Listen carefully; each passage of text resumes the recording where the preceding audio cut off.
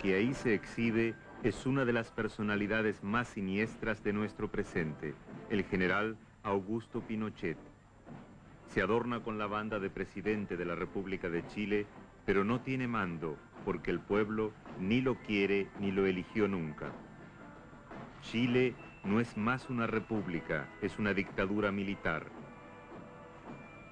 El último que llevó la banda con dignidad como expresión del mandato legítimo atribuido por el pueblo fue el compañero presidente, Salvador Allende.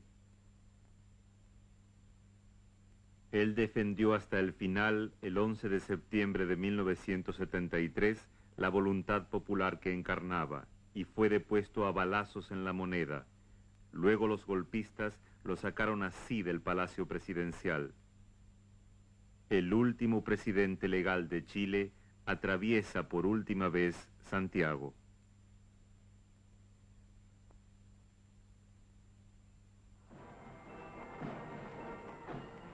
Su asesino resplandece en gloria y honor y ordena ejecutar el himno nacional. Pinochet, ¿en qué se piensa cuando se escucha su nombre? Que fueron los intereses del capital los que lo llamaron al poder.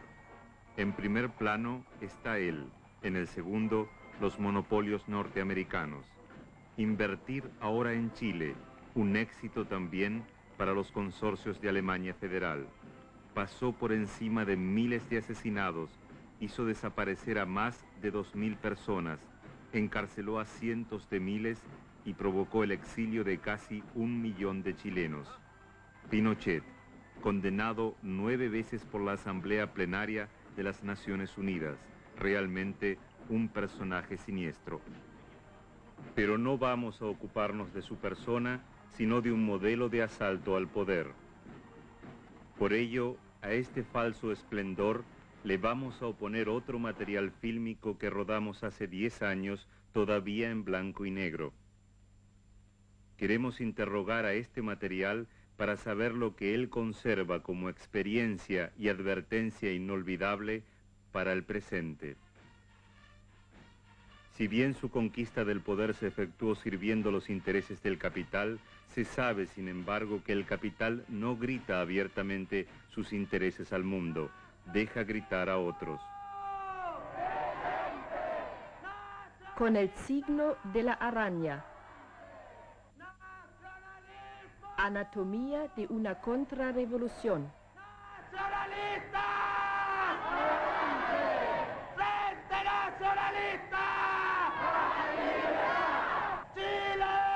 ¡Uno! ¡Chile! ¡Grande! ¡Chile!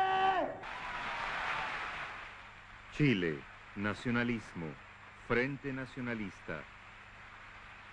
Ellos aprecian encontrarse así, bajo el fuego y el humo de las antorchas. Nacionalismo. Surge algo irracional y místico, algo que tiene que ver con una gran comunidad nacional y su alma, y cualquier aspecto demoníaco no se produce en contra suyo, sino que está provocado premeditadamente. Pablo Rodríguez, un abogado exitoso. Aquí, en cambio, está sentado frente a nosotros en la primavera de 1973 como el jefe nacional, el más alto dirigente de un frente de nacionalistas chilenos. Nosotros fundamos, después del triunfo de Salvador Allende, el 4 de septiembre de 1970, una organización que se denominó Movimiento Cívico Nacional Patria y Libertad, cuyo único objetivo consistía en evitar que un marxista-leninista declarado y confeso, como es el presidente Salvador Allende, llegara a ocupar la primera magistratura del país. No tuvimos éxito entonces porque el Congreso Nacional, por los parlamentarios de la Unidad Popular y por los parlamentarios de la Democracia Cristiana, designaron presidente al señor Allende luego de un estatuto de garantías constitucionales. Posteriormente, el 1 de abril de 1971, se fundó el Frente Nacionalista Patria y Libertad, que es una organización con un contenido ideológico muy definido, antimarxista, nacionalista, que lucha indudablemente por evitar que Chile siga gobernado por un presidente de la República de ideología marxista y porque se abra camino a una nueva concepción de un Estado nacionalista. Es cierto que usted y su organización quieren ser la vanguardia dentro del frente de los antimarxistas y anticomunistas. Indiscutiblemente, nosotros nos hemos definido y hemos aceptado la definición de ser una vanguardia anticomunista y antimarxista. En la antesala del representante de la vanguardia anticomunista, ¿qué opinan sus colaboradores? Chile es el nacionalismo. ¿Qué es lo que nos puede decir sobre el comunismo? Que es pésimo. ¿Cómo? Es pésimo. ¿Y usted qué nos puede decir del marxismo? Que el marxismo aquí en Chile no tiene cabida, y creo que aquí en América Latina en ningún país tiene cabida ni en el mundo entero. Ya. Podría ser que el marxismo fue creado para otro pueblo, para otro país, Rusia, por ejemplo, no Chile. Chile tiene su propia historia y no corresponde el marxismo a nuestra realidad. Ich bin der Meinung, dass der Marxismus aus Russland exportiert wurde. O sea, ¿tú piensas que en este caso aquí el marxismo en Chile fue importado de la Unión Soviética? Por supuesto, lógico que sí, de afuera. Y no creo que tenga cabida aquí en Chile. Nosotros seremos los primeros en atacarlo. Así suenan también los argumentos de alguien que tiene una responsabilidad mucho mayor, nada menos que Ronald Reagan. El presidente norteamericano considera los movimientos políticos en América Latina como artículos de exportación provenientes de la Unión Soviética, que es para él el reino del mal. ¿Desde cuándo existe el marxismo en Chile?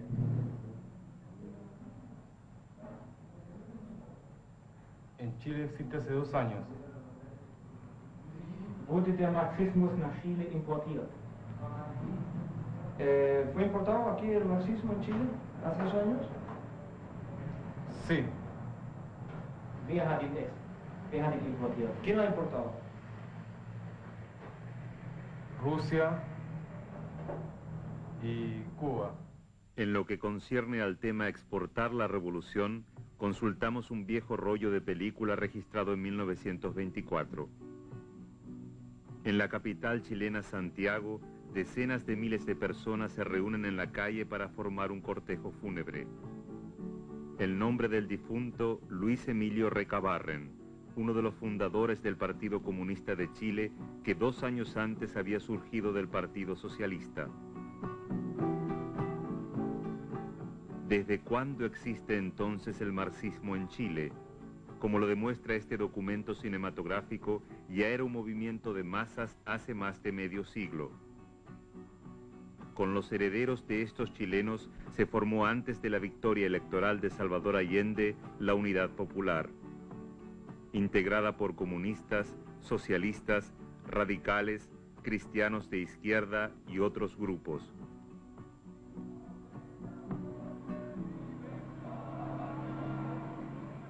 Los jóvenes comunistas que acompañábamos en 1973 en una acción de la Unidad Popular son los nietos de Recabarren, y cuando cantan a su partido celebran una tradición combativa que en ese momento en Chile ya tenía medio siglo.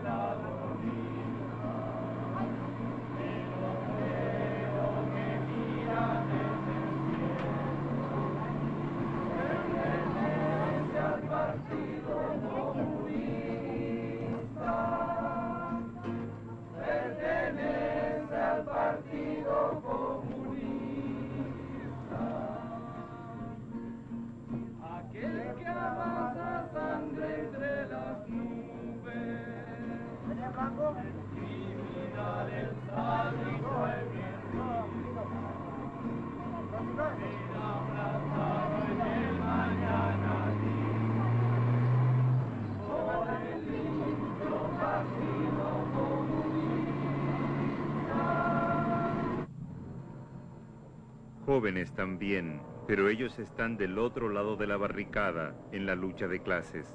También retornan de una acción e ingresan a su cuartel general que se encuentra en el centro de la capital.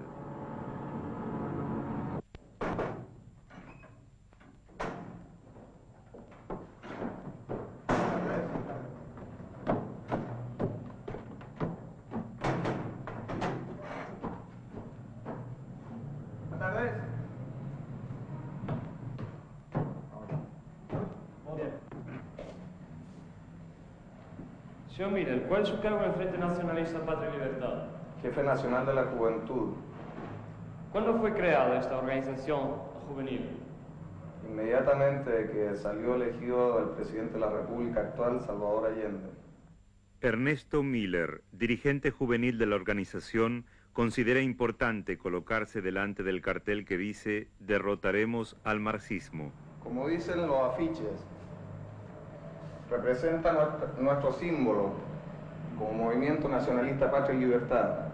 Este símbolo es una cadena que representa la cadena tiránica del marxismo. Esta cadena necesitamos romperla. Este es un eslabón de la cadena y este es otro, pero está abierto, y este también está abierto, está rota. Nosotros es exactamente lo que pretendemos hacer, romper las cadenas tiránicas del marxismo. Amigos chilenos llamaron a este símbolo la araña. A nosotros nos traía recuerdos. Su gran cantidad de garfios nos hacía pensar en la historia alemana. Cruz esvástica y araña. Nacionalismo torpe y anticomunismo ciego. Dos componentes fundamentales del fascismo. Jóvenes, ¿están dispuestos a morir por sus ideales? ¡Sí, señor! ¿Están dispuestos a morir por sus ideales? ¡Sí, señor! Primero, El jefe de la Juventud Nacional y su fuerza de choque. Segundo, ¿está dispuesto a morir por sus ideales? ¡Sí, señor!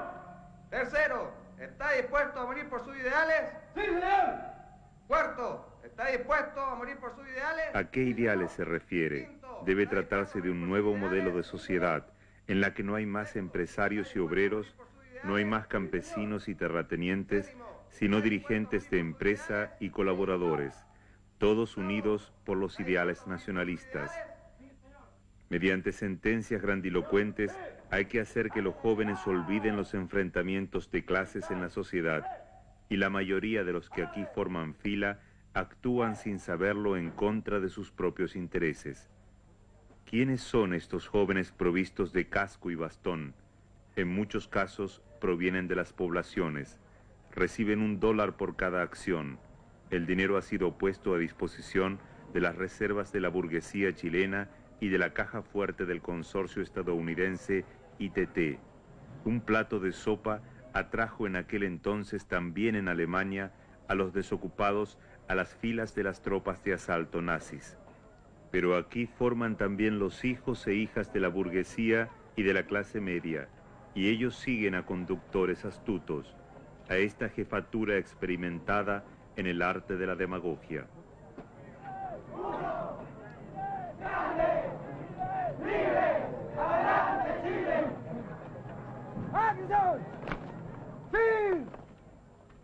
Por supuesto que con sus bastones no van a derrocar a la unidad popular ni al gobierno de Allende.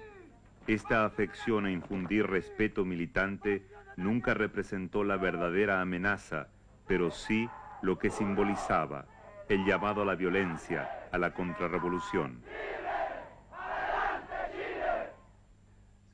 Hace poco usted declaró públicamente que las Fuerzas Armadas de Chile no dejarán su espada envainada en esta lucha contra el marxismo. ¿Esto significa que usted espera que el ejército apoyará su concepto de vencer al marxismo? Si le soy franco, espero las dos cosas.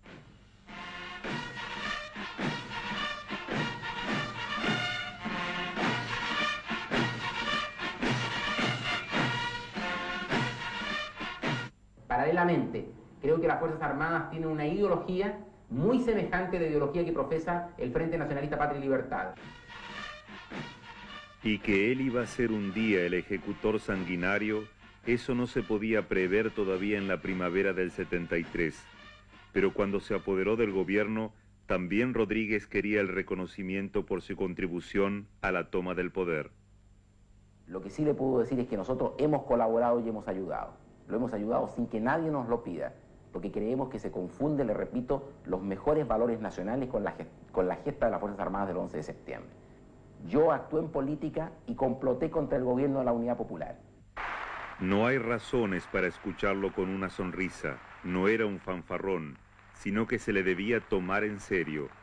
También al dirigente de la Juventud Nacional lo escuchamos primero antes del golpe. Cuento con la honradez de los militares, la falta de oportunismo, su institucionalidad y su capacidad. ¿Y cómo juzga después del golpe el rol de su organización? Su ayuda fue más que nada psicológica y moral. Tampoco retrocedían en desatar la violencia brutal. Pusieron en escena tumultos para demostrar precisamente con los mismos que Chile necesitaba un hombre fuerte.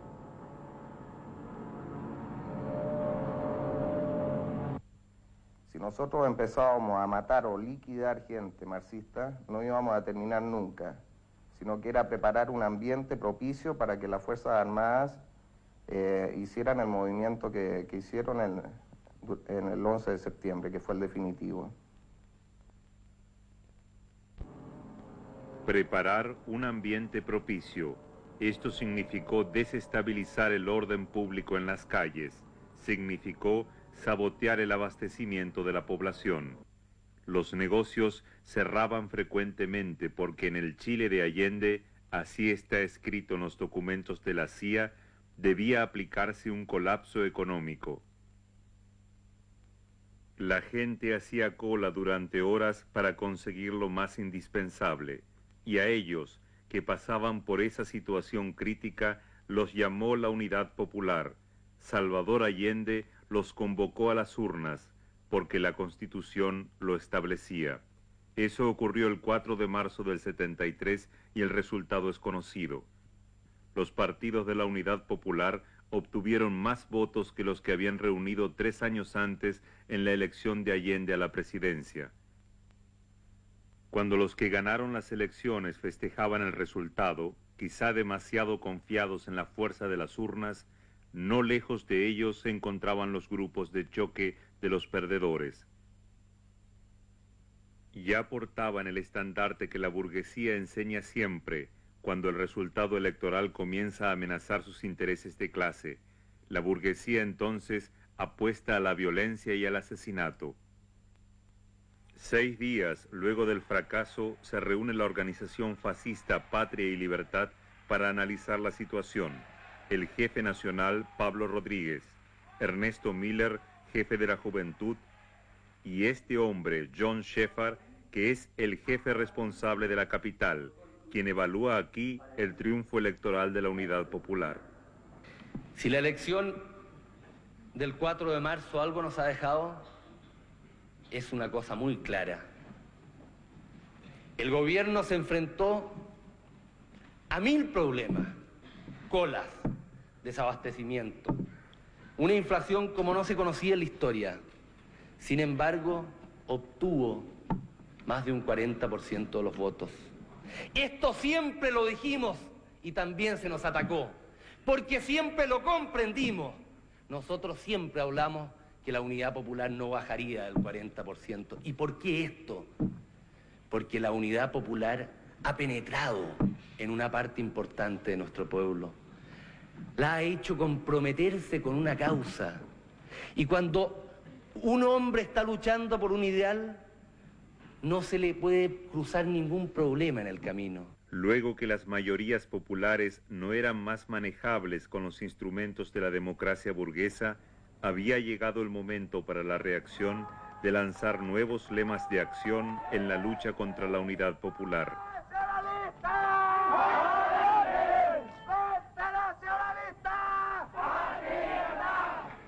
Y lo está diciendo aquí, en este acto. Álzate Chile es el lema del momento. Con los gremios y las Fuerzas Armadas construiremos el nuevo Chile que todos ansiamos. 6 meses y un día más tarde aparecerá lo ansiado. Pero aquí se trata todavía de llorar una pérdida dolorosa. Uno de los abanderados en las filas fascistas acaba de morir en un accidente de aviación. Se trata de Roberto Time, quien se encuentra desaparecido y a quien quiero que brindemos un gran grito, porque él no va a estar jamás desaparecido entre nosotros, sino que su ejemplo va a perdurar para siempre. ¡Compatriota Roberto Time! ¡Compatriota Roberto Time! El movimiento fascista chileno cuenta ahora con un mártir, Roberto Time, secretario de Patria y Libertad.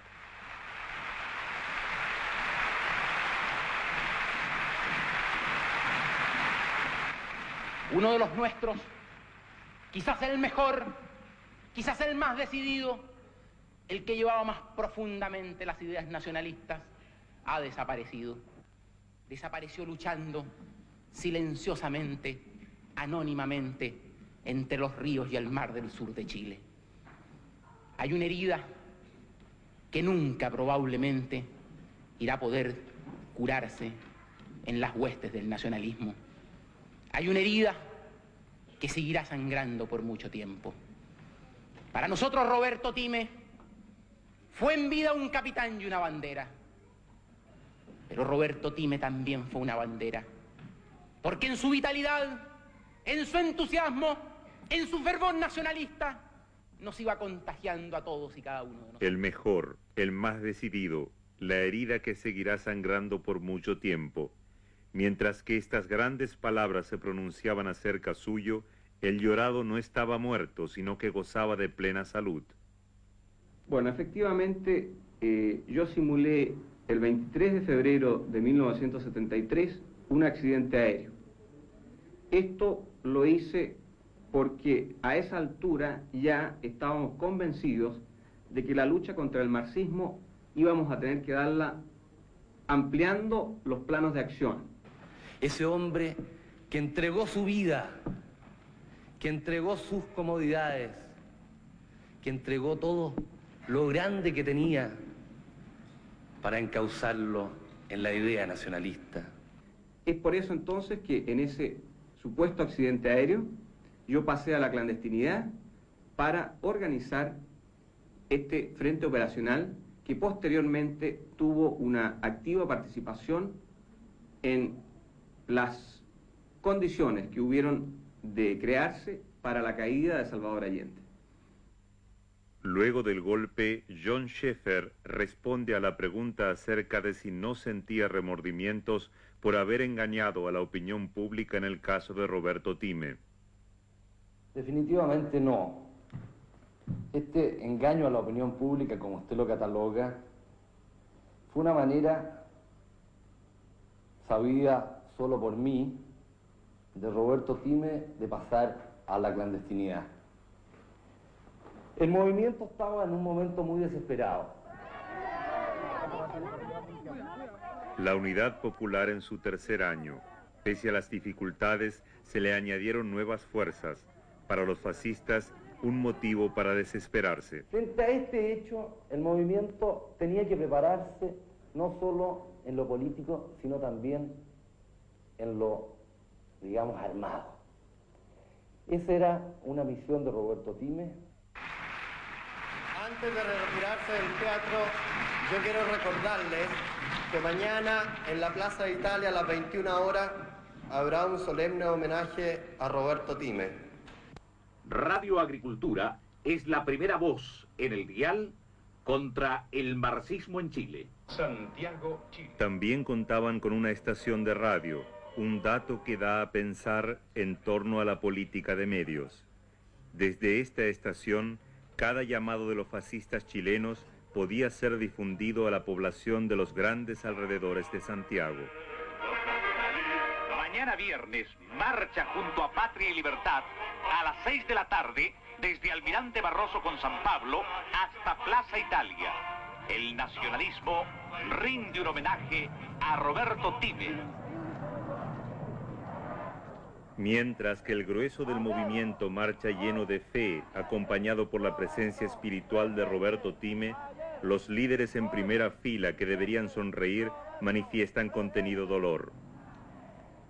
Se comportan como verdaderos profesionales en la tragedia que interpretan. Somos testigos de una manipulación a gran escala, magistralmente planificada y puesta en escena.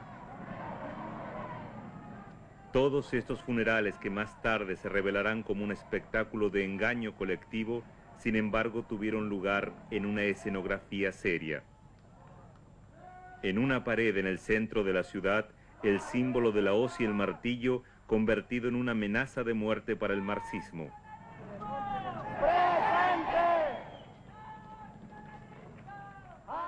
Algunos observadores desde las veredas se suman a los que marchan. En su mayoría son pequeños burgueses preocupados por sus modestos privilegios. Y no hay razones para no tenerlos en cuenta. En Alemania, antes de 1933, fueron también los pequeños burgueses los primeros que se sumaron a las columnas nazis, dejándose llevar y arrastrar por las mismas.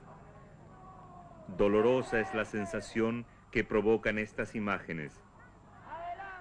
Este vehículo con carabineros, las fuerzas del orden del gobierno respetuoso de la ley, representa una especie de escolta de los que hace rato están decididos a pasar a la clandestinidad para desde allí liquidar a este mismo gobierno.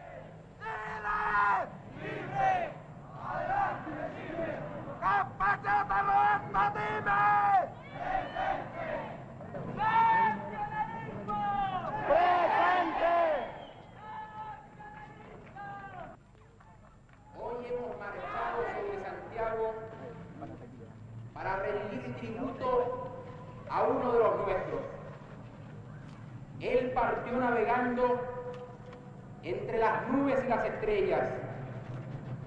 Llevaba en sus pupilas la esperanza de volver victorioso y en el corazón latía el amor hacia la causa que abrazó.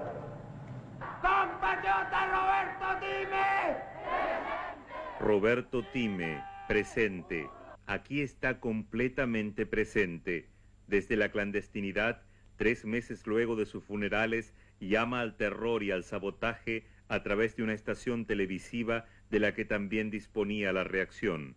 A su lado, Ernesto Miller, que 3 meses antes había gritado el nombre de Time. Ahora encontraron el motivo para fortalecer su acción terrorista porque sufrieron una derrota. Un primer intento de golpe contra el gobierno de Allende acaba de fracasar. El regimiento blindado número 2 abandonó sus cuarteles y amenazó La Moneda bajo el mando de este coronel, retratado aquí en la primera página de una revista que en su contratapa muestra al instigador espiritual del intento de golpe, Roberto Time. Los jefes de Patria y Libertad se refugian en una embajada y con su protección van por el momento al extranjero. El jefe responsable de Santiago, John Schaeffer, más tarde nos dará las siguientes explicaciones. Estábamos en contacto con algunos miembros de las Fuerzas Armadas. Habíamos predicado durante 2 años que la única salida que tenía este país era la decisión, la honestidad de los hombres armados y el poder armado que ellos tenían. Resulta que en un momento determinado el blindado número 2 se alzó contra el gobierno. Nos dijeron a nosotros que se iban a alzar un poco antes. Nosotros no podíamos fallarle. Teníamos que estar junto a ellos. Creíamos que iban a estar todos los chilenos junto a ellos. En la tarde del golpe fracasado, se reúnen delante de La Moneda decenas de miles de personas y saludan a su presidente. Es una manifestación de confianza y un no a los golpistas militares y a sus instigadores. Nos entregamos con ellos, fallamos con ellos y sufrimos con ellos. Mientras que en las calles de Santiago el pueblo festeja la derrota del golpe, los dirigentes de Patria y Libertad escapan. Algunos dirán por cobardía, pero no es así. Tuvimos que llegar a esa triste decisión, porque en realidad los contactos nuestros con algunos miembros de las Fuerzas Armadas eran bastante a menudo. No queríamos delatar a nadie. Prefiero quedar como un cobarde en ese momento antes de abortar cualquier posibilidad futura de golpe de Estado. Porque si nos hubieran sacado los nombres de la gente con que habíamos estado en contacto, probablemente los hubieran hecho salir de las Fuerzas Armadas. Antes que Pinochet y sus cómplices asaltaran el poder a los balazos, Ernesto Miller, ahora jefe de operaciones de Patria y Libertad, hizo inflamar el clima político en Santiago hasta casi la explosión. Aquí su balance. Atentados físicos contra dirigentes de la Unidad Popular. Estos atentados consistían no en liquidar gente marxista, sino hacerle una guerra psicológica. Además de atentados contra puentes, contra ferrocarriles y así varios más. ¿Cuántos miembros activos de Patria y Libertad fueron armados para participar en el derrocamiento de Allende entonces? Este tipo de preguntas nosotros nunca las respondemos porque realmente no podríamos darle una cifra exacta. Había efectivamente grupos armados de Patria y Libertad y nosotros no lo vamos a negar hoy día. Cuando la lucha de clases se agudizó de esa manera, también algunos saboteadores y terroristas de Patria y Libertad fueron detenidos. En su poder se hallaron armas y explosivos.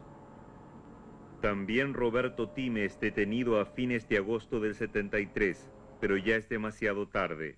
La semilla de la violencia que él y los suyos habían ayudado a plantar brota el 11 de septiembre. Cuando la moneda está en llamas y Salvador Allende ha sido asesinado, Roberto Time, que por supuesto ya se encuentra en libertad, declara la misión de Patria y Libertad por cumplida. Posteriormente y hoy día, nosotros hemos disuelto el movimiento porque estimamos que la Junta de Gobierno, que hoy día rige nuestros destinos, es eminentemente nacionalista y nos interpreta totalmente en todo lo que está haciendo y creo que lo que hará por Chile de aquí en adelante. La Junta del general Pinochet no le provocó a Chile ninguna sorpresa, más bien cumplió sin demora la más importante exigencia de los fascistas que su jefe nos había revelado ya meses antes del golpe.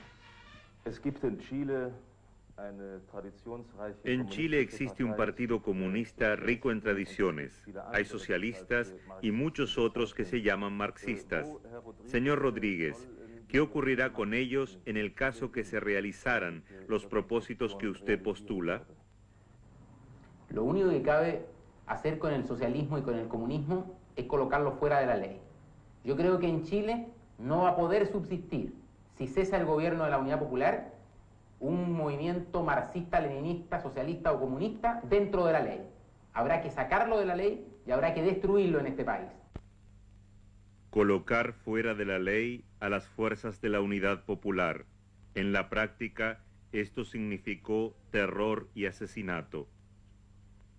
Pero algo no lograron los terroristas y asesinos: abolir las leyes de la historia que trazaron el camino de esa gran alianza revolucionaria.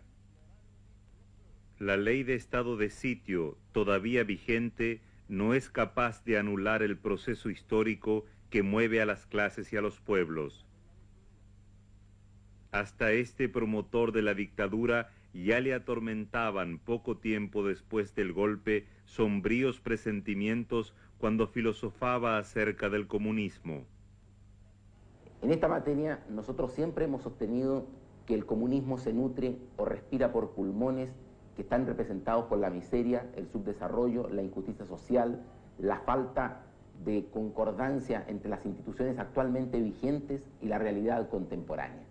Un país no tiene comunismo, o un país se libera del comunismo cuando supera estas lacras. Nosotros estamos luchando porque Chile supere estas lacras, porque Chile supere el subdesarrollo, la miseria, porque supere la injusticia social, porque modernice sus instituciones. No va a volver a existir comunismo en Chile en la medida en que la gestión de la Junta Militar de Gobierno sea afortunada. Y va a existir comunismo en Chile si los militares que actualmente detentan el poder fracasan en su gestión de integración nacional y fracasan en su gestión económica. Los militares fracasaron, no solo en su gestión económica. En el 10º año de su dominio en Chile, las masas vuelven a movilizarse. Hay un Comando Nacional de los Trabajadores, hay días nacionales de protesta, resistencia, huelga, huelga general, hechos y exigencias actuales. Y en la calle no están solo los militantes de la Unidad Popular, también demócratas cristianos, comerciantes, profesionales, empresarios y camioneros, los mismos que hace 10 años atrás se habían puesto al lado de los golpistas. Chile se encuentra frente a un cambio histórico, dice Luis Corbalán. Los comunistas chilenos apoyan a todas las fuerzas, inclusive militares y partidos de derecha, que tengan la firme voluntad de terminar con la dictadura y de restablecer la democracia. Otro conocido del año 73, Orlando Sáenz, presidente de la Unión de Empresarios, en aquel entonces uno de los adversarios más decididos del gobierno de Allende, luego durante un tiempo ministro de Economía de Pinochet. Su juicio hoy, solo queda la ruina económica, social y moral. Y León Vilarín, hace 10 años como jefe de los camioneros, el adversario quizá más fanático de la Unidad Popular, evalúa así la situación. Hoy es peor que en septiembre del 73, peor que en los últimos 20 años. A la gente un día les puede dar igual si mueren de hambre o por una bala. Hasta la junta militar ya no es más la de aquel entonces. El general Lee, como jefe de la Fuerza Aérea, fue el responsable del bombardeo de La Moneda. Hoy retirado, opina: Chile se ha convertido en una marmita a punto de explotar. Porque su dominio hizo que en Chile exista hoy el nivel más alto de desocupación. Cada cuarto chileno no tiene trabajo. Su poder hizo que grandes masas de capital extranjero afluyeran al país a cuestas de la industria nativa, que no tuvo tantas quiebras en medio siglo como las que sufrió durante los 10 años de gobierno de la Junta. Los que pretendieron ser los salvadores de la patria no lograron otra cosa que sumir al país en la miseria. Órdenes, condecoraciones, vistosos uniformes, las damas en valiosas pieles. Pero el país no se ha convertido en un paraíso, dice Luis Corbalán, sino en un infierno del hambre y de la desocupación. A unos 100 kilómetros de distancia de aquí, cerca de Valparaíso, en la costa del Pacífico, se encuentra este apacible lugar. Aquí fue enterrado el último presidente legal de la República de Chile. La Junta le negó yacer en su panteón familiar, y tampoco en este lugar el nombre de Allende puede estar escrito en la losa de su tumba. Lo que se puede leer acercándose son letras escritas rápidamente por una mano anónima.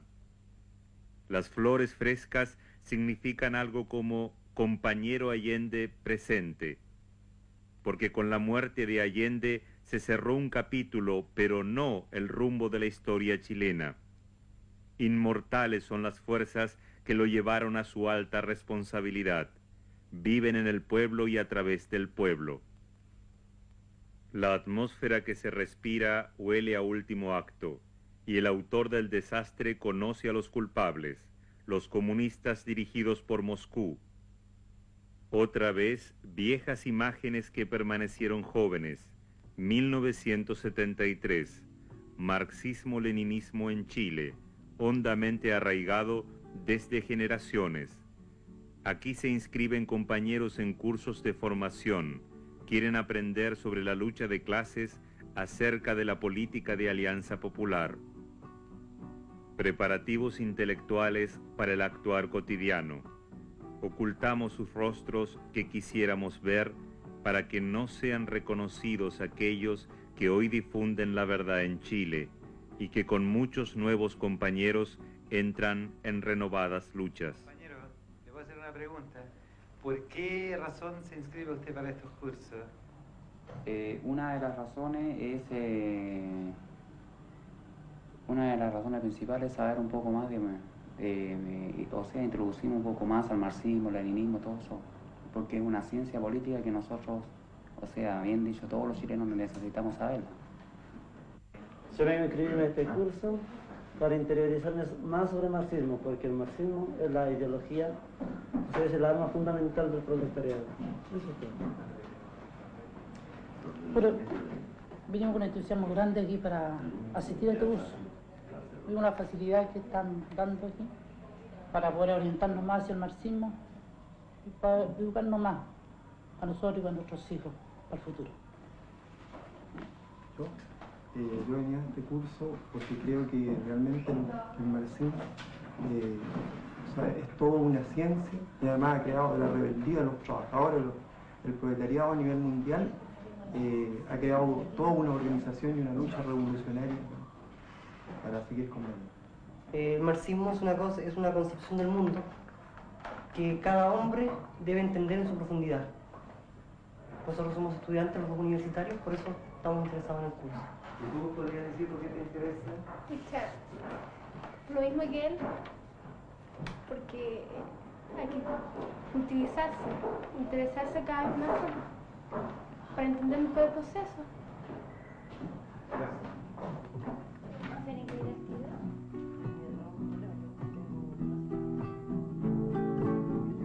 Estoy actuando como secretario de un comité de calle y estoy recién ingresado y actuando en una célula del partido.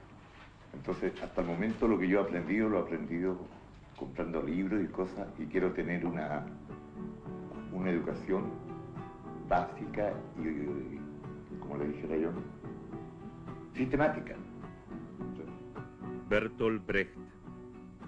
Es bello tomar la palabra en la lucha de clases, llamar a las masas bien alto a la batalla, para que aplasten a los opresores, para que liberen a los oprimidos. Es difícil y útil el trabajo diario, imperceptible, el tenaz y secreto tejer la red del partido ante el cañón de los dueños. Hablar, pero esconder al orador. Vencer, pero esconder al vencedor. Morir, pero esconder la muerte. ¿Quién no haría mucho por la fama, pero quién lo hará por el silencio? Pues la fama pregunta en vano por los que realizaron la hazaña. Aparezcan por un momento desconocidos de rostros cubiertos y reciban nuestras gracias.